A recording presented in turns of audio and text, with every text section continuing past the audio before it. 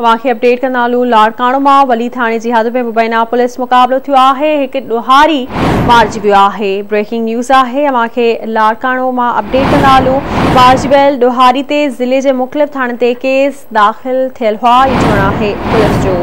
Breaking news आहे। अवां सां शेयर कंदालू वली थाने जी हद में मुबैना पुलिस मुक़ाबलो थियो आहे। एक ॾोहारी मारिजी वियो आहे। पुलिस जो चवणु आहे त मारिजी वियल ॾोहारी ते ज़िले जे मुख़्तलिफ़ थाननि ते केस दाख़िल थियल हुआ।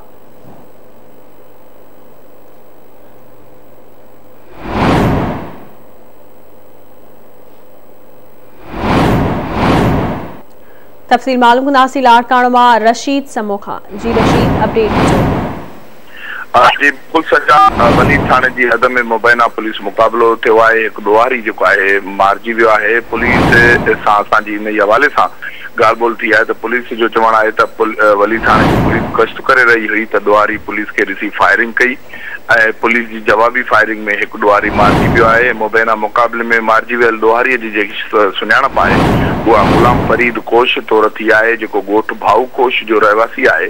पुलिस जो वधीक चवणु आहे त मारिजी वियल ॾोहारीअ जे जेको हथियार आहे किलेशनकोफ उहो बि पुलिस हथ कयो आहे ऐं वधीक जेको आहे पुलिस जो चवणु आहे त मारिजी वियल ॾोहारी लाड़काने ज़िले जे मुख़्तलिफ़ मारिजी वियल ॾोहारीअ ते लाड़काने ज़िले जे मुख़्तलिफ़ थाननि ते केस पिणु दाख़िल थियल आहिनि। अञा वधीक जांच कई पई वञे। जी महिरबानी मां जी आगू करण लाइ।